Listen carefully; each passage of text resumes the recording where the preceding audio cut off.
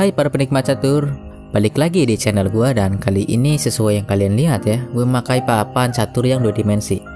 Dan gimana teman-teman menurut kalian? Kalian lebih suka yang kayak gini atau yang kemarin? Tuliskan pendapat kalian di kolom komentar. Dan kali ini gue akan membahas partai catur antara Boris Gelfand melawan Vladimir Kramnik yang dimainkan pada European Club Cup tahun 1996 di Berlin, Jerman. Oke, kita langsung mulai. Boris Gelfand memulai pertandingan dengan langkah D4, dibalas D5 oleh Kramnik, lanjut C4, pembukaan gambit menteri, dan C6 gambit menteri ditolak. Lanjut kuda ke C3, Kramnik kuda ke F6, lanjut Gelfand kuda ke F3, dan E6. Kramnik memakai pertahanan semi Slav. Permainan dilanjutkan E3 dari Gelfand, kuda B ke D7, menteri ke C2, dan gajah ke D6. Pada posisi ini sebuah kejutan terjadi. Langkah kejutan dari Boris Gelfand, langkah G4. Ya, sebuah varian yang cukup jarang dimainkan untuk level Grandmaster. Di sini putih menawarkan pionnya untuk mendapatkan serangan melalui G-file. Kramnik tentu saja tidak memakan pion, gajah ke B4, memberi pin ke kuda.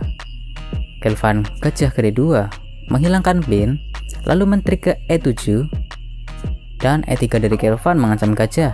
Gajah ditukar dengan kuda, gajah tukar dengan gajah. Lalu B6, kali ini membebaskan ruang untuk gajahnya. Gajah ke D3 dari Gelfand, gajah ke A6. Kali ini ancamannya pion D tukar pion C4. Lalu Gelfand merespon dengan menteri ke A4 mengancam gajah. Kramnik menukar pion D ke pion C, menteri makan gajah, pion makan gajah, dan menteri makan pion. Lalu akhirnya rokade pendek dari Kramnik, G5 mengancam kuda, kuda menyelamatkan diri ke D5. Dan pada posisi ini Boris Gelfand memutuskan gajah ke D2, mencegah kemungkinan kuda ditukar dengan gajah. Dan Kramnik melanjutkan dengan langkah F5, mencegah pion maju ke D4, mempertahankan kuda pada posisi idealnya. Lalu pada posisi ini lagi-lagi sebuah langkah yang tidak terduga dari seorang Boris Gelfand, yaitu rokade panjang. Ya, ini sebuah langkah yang beresiko. Rokade pendek jauh lebih aman lah, karena tentu saja hitam aksesnya jauh lebih cepat ke menteri kan ketimbang ke sisi raja kan. Dan ya, betul saja di sini Kramnik langsung membuka akses serangan di sisi menterinya lewat langkah C5, menawarkan pion untuk meningkatkan posisi kudanya dan juga membuka C-file. Gelfand raja ke B1. Lalu Kramnik membuka akses serangan lagi melalui langkah B5. Kali ini dia mengorbankan pion nih untuk membuka B-file, dan Gelfand menerima pion itu. Kramnik benteng A ke B8 mengancam menteri, menteri menyelamatkan diri ke A5. Lalu benteng ke B3 memanfaatkan kelemahan putih dan bersiap menumpuk benteng di B-file. Raja ke A2 mengancam benteng, benteng ke B8 mengancam pion 2 kali, dan benteng melindungi pion benteng B1. Dan Kramnik membuka akses serangan melalui E5. Kali ini dia membuka akses untuk menterinya pada diagonal A2 G8. Di sini Gelfand menjawab dengan benteng ke C1, menteri ke E6. Nah, di sini Kramnik secara diam-diam memberikan sebuah ancaman melalui diagonal ini. Lalu Gelfand memundurkan raja ke A1. Nah, jika di sini raja tetap di A2 ya, misalnya dia memainkan langkah pion makan pion di C5, ancamannya akan terlihat. Benteng mundur ke B5 mengancam menteri, dan jika menteri menyelamatkan diri memakan pion A7, kuda ke C3, double sekak, raja ke A1, menteri ke A2, sekak mat.